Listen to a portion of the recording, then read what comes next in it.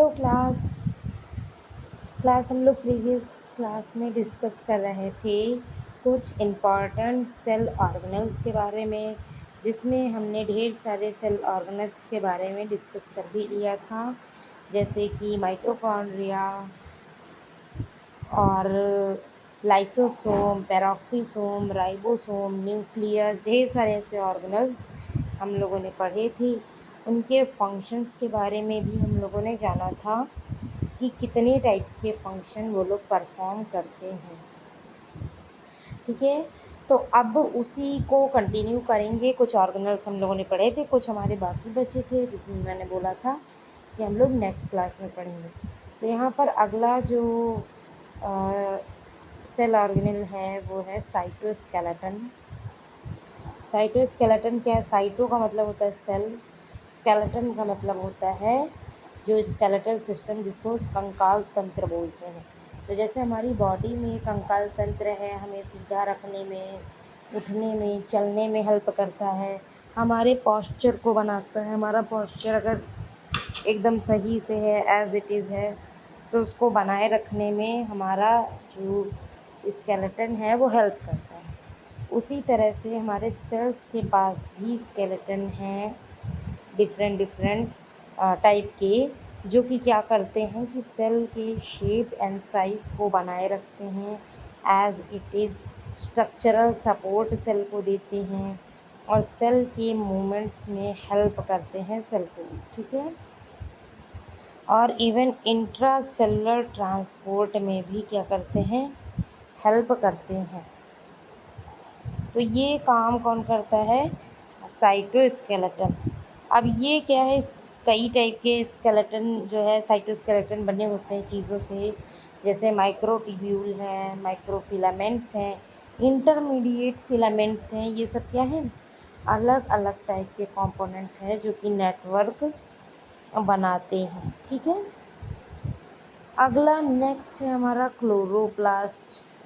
Chloroplast plant cells में जो पाया जाता है वो क्या करता है? वो फोटोसिंथेसिस को परफॉर्म करने में हेल्प करता है। ठीक है, फोटोसिंथेसिस प्रॉपरली हो पाए, जिसके लिए क्लोरोप्लास्ट हेल्प करता है। लेकिन इसकी खास बात ये है कि ये सिर्फ और सिर्फ प्लांट सेल्स में ही पाया जाता है, कभी भी एनिमल सेल्स में नहीं पाया जाएगा। ये करता क्या है? ये फोटोसिंथेसिस कराएगा, यानी कि जो सनलाइट से जो सनलाइट आ रही है उसकी प्रेजेंस में ये कार्बन डाइऑक्साइड एंड वाटर का यूज़ करके ग्लूकोज का फॉर्मेशन कराता है। अब ग्लूकोज क्या है? ग्लूकोज आपका एक जो है एनर्जी का सोर्स है, क्योंकि ग्लूकोज से ही हमारी ATP बनती है, एडेनोसिन ट्राइफॉस्फेट। तो ग्लूकोज का फॉर्मेशन किसी के चलने के लिए, किसी चीज़ प्रोसेस को आगे बढ़ाने के लिए बहुत ज़्यादा ज़रूरी होता है। ठीक है, डबल मेम्ब्रेन ऑर्गेनल्स क्या होते हैं? साइटोप्लाज्म क्या है? ये एक डबल मेम्ब्रेन ऑर्गेनल है। वो क्या होते हैं कि जो ऑर्गेनल होगा वो दो मेम्ब्रेन से ढका हुआ होगा, दो मेम्ब्रेन से बंधा हुआ होगा। ठीक है, और इसके अंदर क्या होगा? ऊपर से तो डबल लेयर मेम्ब्रेन होगी, बट अंदर थाइलाकॉइड्स होते हैं, जो कि छोटे छोटे सिक्के के फॉर्म में एक के ऊपर एक रखे हुए रहते हैं। ठीक है, जिनमें लाइट रिएक्शन क्या होती है? अकर होती है। उसके बाद होते हैं सेंट्रियोल।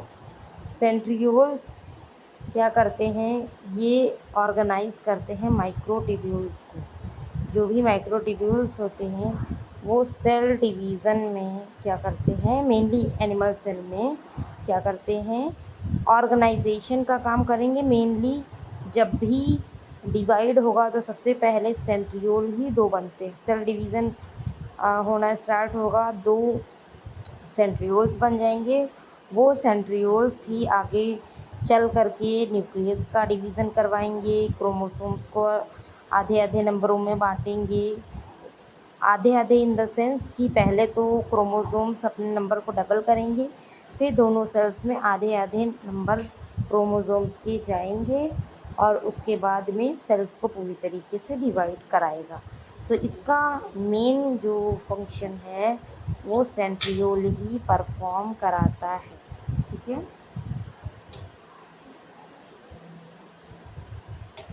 तो ये तो सेंट्रियोल के फंक्शन हो गए।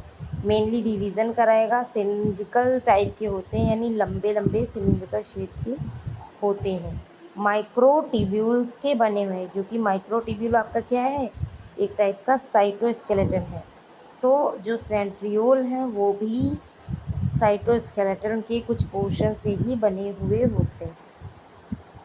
अगला एक बहुत इम्पॉर्टेंट सेल ऑर्गेनल है प्लाज्मा मेम्ब्रेन, जो कि सेल को चारों तरफ से बांध करके रखता है, यानी कि सेल के जो कंपोनेंट हैं वो एक्सटर्नल एनवायरनमेंट से अलग रहें, सेल की कोई भी चीज़ बाहर ना निकले, ना ही तो कोई फालतू की चीज़ सेल के अंदर जाए।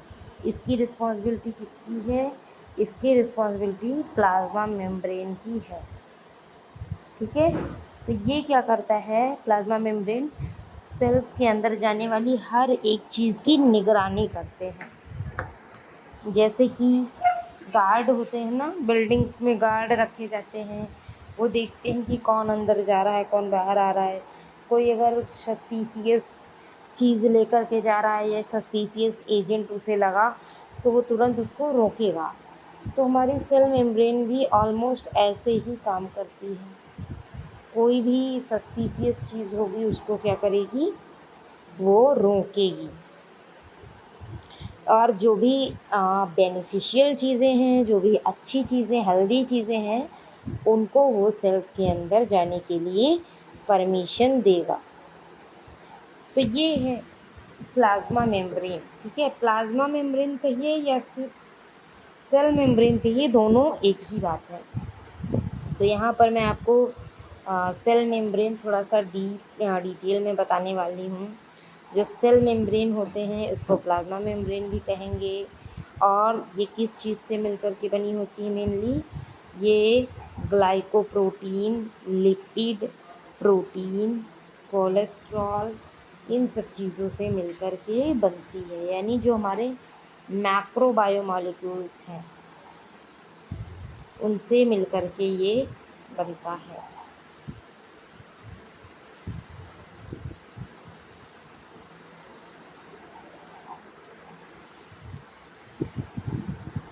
स्ट्रक्चर इसका कैसा है, जैसे आप यहाँ देख पा रहे होंगे इमेज में, फॉस्फोलिपिड बाईलेयर की बनी हुई होती है। यानी फॉस्फोलिपिड की टोटल 2 लेयर्स होंगी जो कि इसके स्ट्रक्चर को बनाएंगी।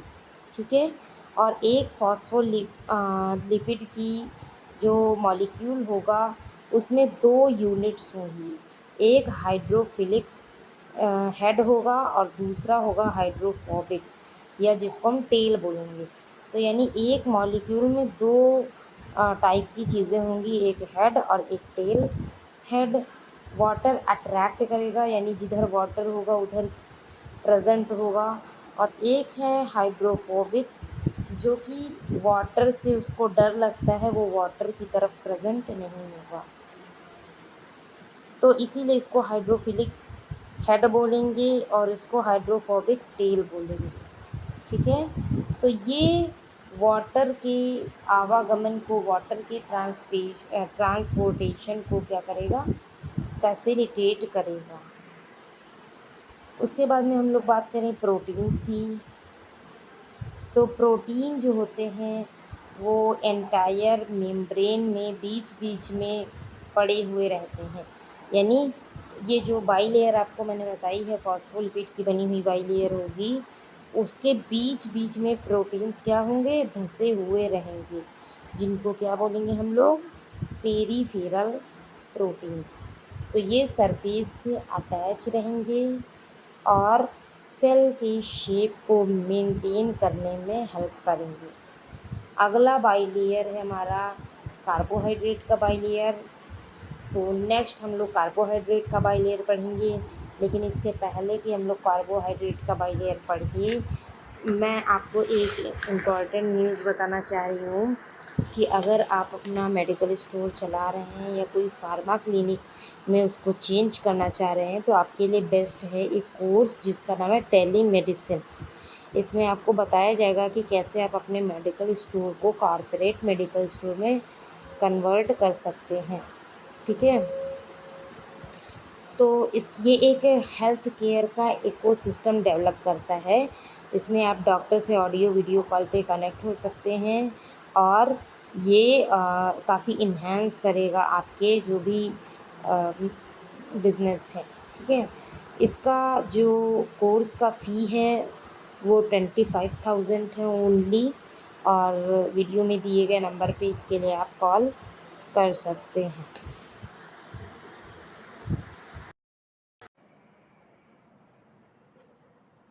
ओके, तो नेक्स्ट है हमारा कार्बोहाइड्रेट। तो कार्बोहाइड्रेट्स क्या होते हैं? ग्लाइकोलिपिड्स या फिर ग्लाइकोप्रोटीन्स के फॉर्म में सेल मेम्ब्रेन में पाए जाएंगे। यानी कि प्योर कार्बोहाइड्रेट नहीं पाया जाएगा, वो कार्बोहाइड्रेट या फिर प्रोटीन से बाइंड अप होकर के वहाँ पर प्रेजेंट होगा, और या फिर ग्लाइकोलिपिड से बाइंड होकर के वहाँ पर प्रेजेंट होगा सेल मेम्ब्रेन में। ठीक है, कार्बोहाइड्रेट चेन्स वो क्या होते हैं कि प्रोटीन से अटैच रहते हैं और या फिर लिपिड से अटैच रहेंगे और एक्स्ट्रा सेलुलर सरफेस मेम्ब्रेन पर प्रेजेंट रहेंगे। और ये करते क्या हैं? ये रिकग्निशन एंड कम्युनिकेशन का काम करेंगे। यानी कि सेल के पास कभी भी कोई सब्सटेंस आ रहा है, मान लीजिए सेल हमारे प्रेजेंट है, कोई भी सब्सटेंस सेल की तरफ आ रहा है, तो वो सब्सटेंस किस चीज़ से बना है, क्या कॉम्पोजिशन है उस सब्सटेंस का, कहीं वो हमारे लिए हार्मफुल तो नहीं है, इन सब का पता लगाने का जो काम है वो भी कार्बोहाइड्रेट्स करते हैं। क्योंकि अगर कोई भी ऐसा रिकग्निशन प्रोटीन या रिकग्निशन सब्सटेंस सेल के मेम्ब्रेन पे नहीं होगा, तो सेल को क्या हो सकता है? हार्म हो सकता है। क्योंकि वो जनरली जो है अपने रिकग्निशन ना हो पाने की वजह से अपने अंदर किसी को भी आने जाने के लिए अलाउ कर सकती है। तो इसके लिए यहाँ पर ऐसा ना हो, जिसके लिए एज अ बैरियर चीज़ें प्रेजेंट होती हैं। नेक्स्ट सब्सटेंस है सेल मेम्ब्रेन का कोलेस्टेरॉल। कोलेस्टेरॉल फॉस्फोलिपिड के लेयर के अंदर एम्बेडेड होते हैं। एम्बेडेड का मीन्स है कि वो धसे रहते हैं। बाई लेयर होगी, उसके अंदर कोलेस्ट्रॉल के सब्सटेंस क्या होंगे? धसे हुए रहेंगे और ये मेम्ब्रेन की फ्लूइडिटी को मेंटेन करेंगे। क्या ये मेम्ब्रेन ज़्यादा फ्लूइडी तो नहीं हो गई है या बहुत ज़्यादा स्टिफ तो नहीं हो गई है? इसका मेंटेनेंस हमेशा कोलेस्ट्रॉल ही करता है। ठीक है, और ये कोलेस्ट्रॉल लेस परमिएबल होता है। यानी वाटर से बनी हुई चीज़ें या वाटर मॉलिक्यूल्स जिन चीज़ों में हों, उनके लिए इम्परमिएबल साबित होता है। यानी अपने अंदर ये किसी को जल्दी से एंट्री नहीं दे पाता है। ये तो रहा कोलेस्ट्रॉल के बारे में। अगर हम बात करें इसके फंक्शंस की, तो सेल मेम्ब्रेन के फंक्शन की, तो सेल मेम्ब्रेन जो होती है वो काफ़ी ज़्यादा स्पेसिफिक और इम्पॉर्टेंट फंक्शन को पोज करती है। क्यों ऐसा है? क्योंकि सेल मेम्ब्रेन ही वो ऑर्गेनल है सेल का जो सेल को और एनवायरनमेंट को अलग अलग कर रहा है ना। तो सेल मेम्ब्रेन क्योंकि एनवायरनमेंट के कांटेक्ट में है, तो सेल के अंदर क्या चीज़ें जा रही हैं, क्या चीज़ें नहीं जानी चाहिए, किन चीज़ों को रोकना है, किन चीज़ों को एंट्री देनी है, इसकी रिस्पॉन्सिबिलिटी टोटल सेल की है। या फिर सेल से बाहर किसी चीज़ का लॉस ना हो जाए। सेल के अंदर मान लीजिए अमाउंट ऑफ एक फिक्स अमाउंट ऑफ वाटर है, कहीं वो वाटर बहुत ज़्यादा अमाउंट ऑफ जो है अमाउंट में लॉस ना हो जाए, बाहर के इन्वायरमेंट के कांटेक्ट में ना आ जाए, तो सेल के ऑर्गेनल्स को एक अकॉर्डिंग जो है उसको सिक्योरिटी देना, ये भी सेल मेम्ब्रेन के ही फंक्शंस में आएगा। और प्लस उनकी गार्डिंग करना, यानी कि गार्ड के रूप में वहाँ खड़े रहना कि कौन सी चीज़ें जा रही हैं, किनको एंट्री देनी है, इसका भी पूरा जो है काम सेल मेम्ब्रेन का होगा। पहली इसकी जो फीचर है सेल मेम्ब्रेन की, वो होती है सेलेक्टिव परमिएबिलिटी। यानी जो सेल मेम्ब्रेन है वो सेलेक्टिव परमिएबल है।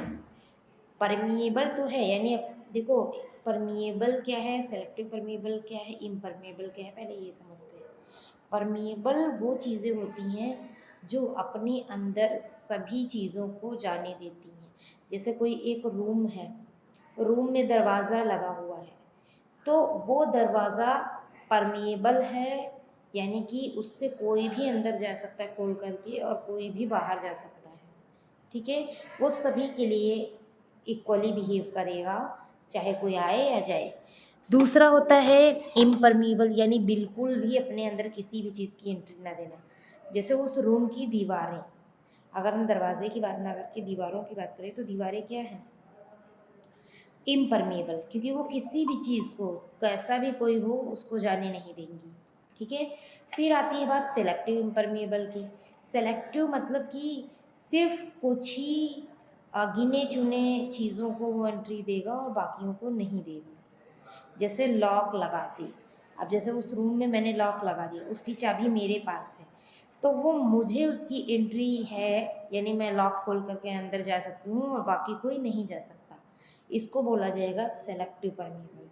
तो इसी तरीके से जो हमारी सेल मेम्ब्रेन है वो सेलेक्टिव मेम्ब्रेन है, सेलेक्टिव परमीबल है, क्योंकि जिन चीज़ों को वो चाहेगी सिर्फ उन्हीं चीज़ों को अंदर जाने देगी, जिन चीज़ों को नहीं चाहेगी उनको अंदर नहीं जाने देगी। ठीक है, ये ज़्यादातर किसको जाने देती है, न्यूट्रिएंट्स हैं, ठीक है, या जो एसेंशियल चीज़ें हैं सेल के लिए ज़रूरी हैं, वाटर है, न्यूट्रिएंट्स हैं, विटामिन्स हैं, इस तरीके की चीज़ों को जाने देगा। जो हार्मफुल सब्सटेंस है लाइक बैक्टीरिया, वायरस या टॉक्सिन्स या कोई भी ऐसा केमिकल, इनको कभी भी वो सेल के अंदर एंट्री नहीं देते हैं। ठीक है,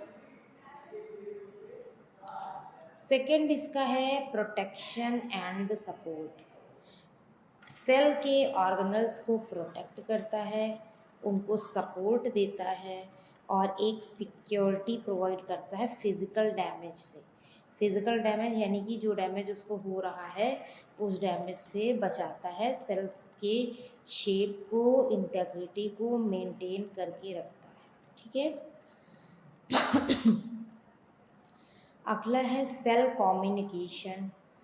सेल कम्युनिकेशन क्या है कि सेल के मेम्ब्रेन के ऊपर होते हैं कुछ स्पेशल काइंड ऑफ रेसेप्टर्स। ठीक है, वो क्या करते हैं, वो सिग्नलिंग का काम करते हैं। जैसे हार्मोन आया, हार्मोन को बाइंड कर लिया, कोई और चीज़ आई उसको बाइंड नहीं किया, एंजाइम आया, एंजाइम को बाइंड कर लिया, बाकी चीज़ों को बाइंड नहीं किया। और जब हार्मोन आया, मान लो ग्रोथ हार्मोन है, ग्रोथ हार्मोन ग्रोथ कराएगा, हार्मोन आया उसने बाइंड किया, तो अब सेल को पता चल गया कि ग्रोथ हार्मोन यहाँ पर आकर के बाइंड हुआ है, यानी मुझको ग्रोथ करवानी है। यानी एक हिसाब से कम्युनिकेशन कर दिया, भले ही उस हार्मोन ने कुछ नहीं बोला पर उसने बता दिया कि वो किस मकसद से यहाँ पर आया है। यानी उसको ग्रोथ करानी थी, वो ग्रोथ कराने के लिए आया, लेकिन उसने बोला कुछ नहीं, डायरेक्टली आकर के बाइंड हुआ और सेल में ग्रोथ होना स्टार्ट हो गई। तो इसको क्या बोला जाएगा, इसको बोला जाएगा सेल कम्युनिकेशन। वो लोग आपस में कम्युनिकेट करते हैं रिसेप्टर्स के through.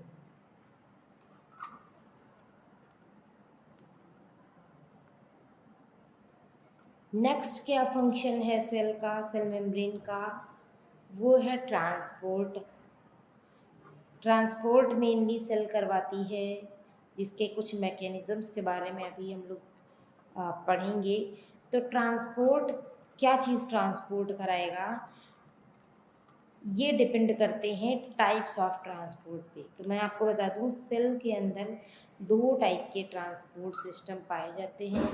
First one is active transport and second one is passive transport. Active transport वो हैं जिसमें कॉन्सनट्रेट ग्रेडियंट के अगेंस्ट में मूवमेंट होगा और इसमें एनर्जी की रिक्वायरमेंट होगी। यानी दो तरीके ट्रांसपोर्ट हैं, एक तो है कि डायरेक्ट अंदर सेल के कोई चीज़ जा सके या बाहर आ सके, उसमें किसी भी चीज़ की नीड ना हो, तो वो कहलाएगा जो है पैसिव ट्रांसपोर्ट। ना तो उसमें कोई एनर्जी खर्च हो रही है और ना ही कोई चीज़ की रिक्वायरमेंट है, तो वो कहलाएगा आपका पैसिव ट्रांसपोर्ट।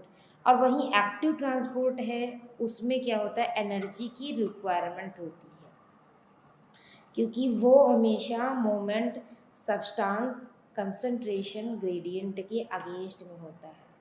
ठीक है, जो भी उसका कंसंट्रेशन ग्रेडियंट है उसके अगेंस्ट में मूवमेंट होगा, इस वजह से वहाँ पर जो है उसको एक्टिव ट्रांसपोर्ट बोल दिया जाता है। इसके दोनों के कुछ एग्जाम्पल्स हैं। पैसिव ट्रांसपोर्ट्स के एग्जाम्पल हैं डिफ्यूज़न एंड ऑस्मोसिस। डिफ्यूज़न जब भी होता है, ऑस्मोसिस जब भी होती है, तो कोई भी एनर्जी खर्च नहीं होती है यहाँ पर। बट एक्टिव ट्रांसपोर्ट के जो एग्जांपल्स हैं, जैसे सोडियम पोटेशियम पंप, तो सोडियम पोटेशियम जब भी सेल के अंदर जाएगा या फिर बाहर आएगा तो हमेशा जो है एनर्जी खर्च होगी, तो इसलिए इसको एक्टिव ट्रांसपोर्ट के अंदर में कंसीडर किया जाता है।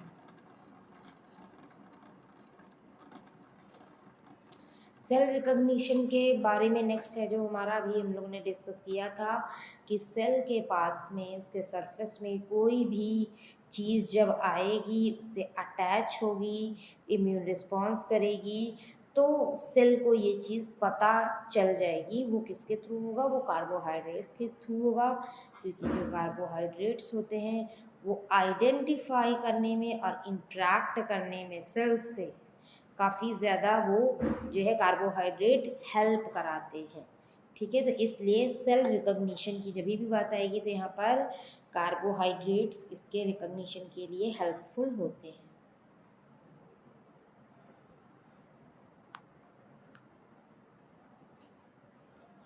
नेक्स्ट हम लोग को पढ़ना है ट्रांसपोर्ट मैकेनिज़्म के बारे में।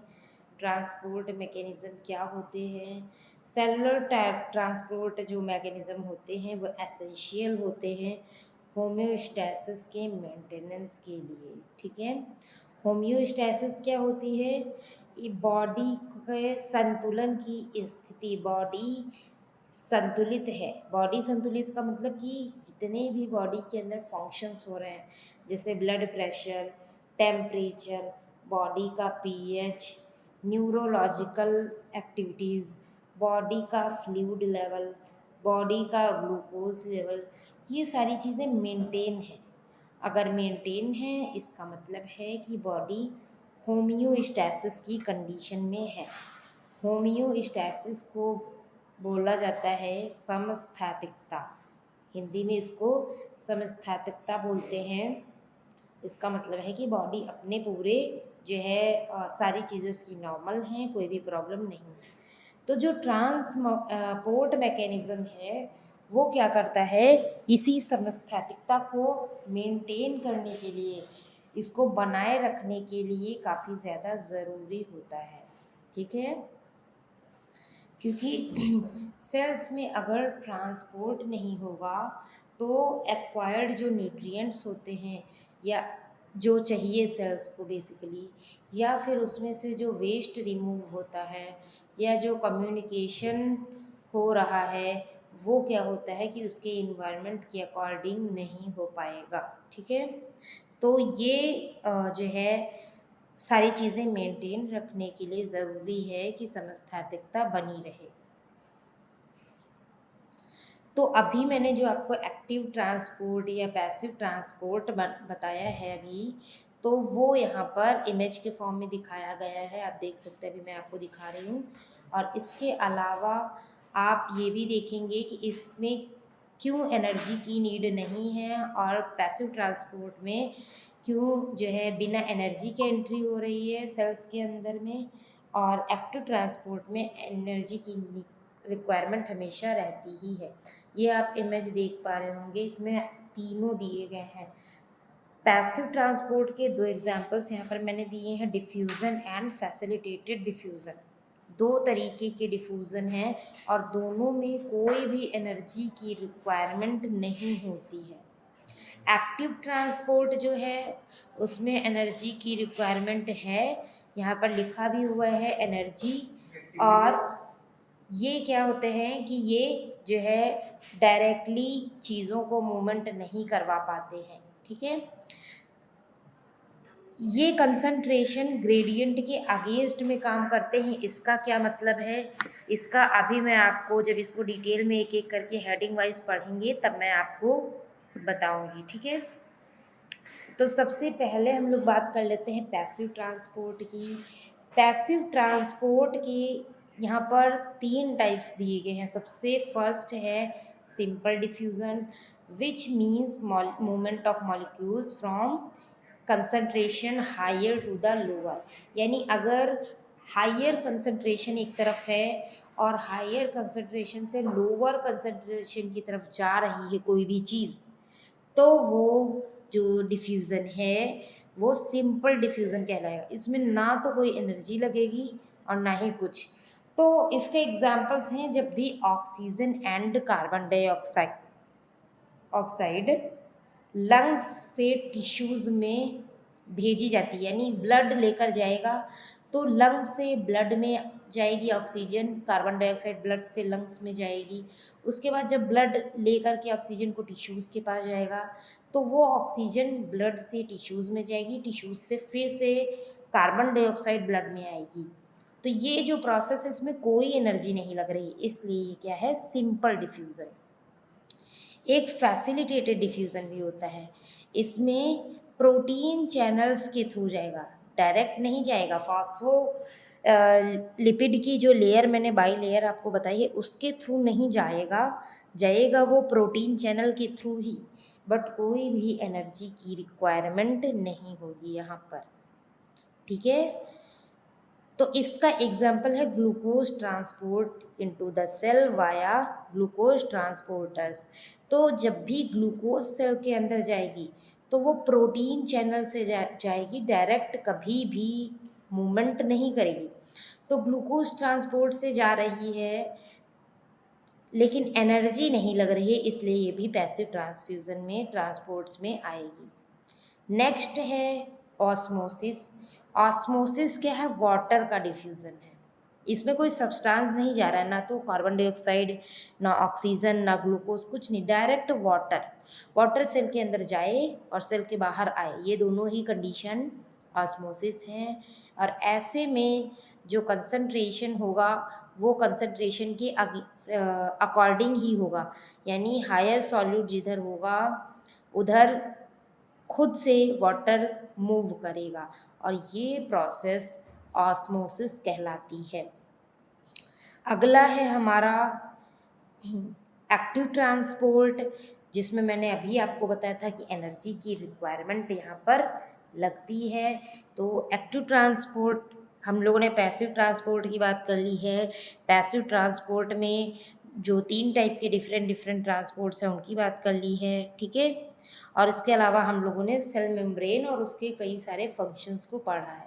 जो ये एक्टिव ट्रांसपोर्ट वाला टॉपिक है इसको हम लोग पढ़ेंगे नेक्स्ट क्लास में। इसके भी कई सारे टाइप्स हैं, सारी चीज़ें हैं, तो इनको हम लोग अपनी अगली क्लास में देखेंगे। आज की क्लास को यहीं तक रखते हैं। ओके, आई होप कि आप लोग को समझ में आया होगा। Okay, thank you everyone.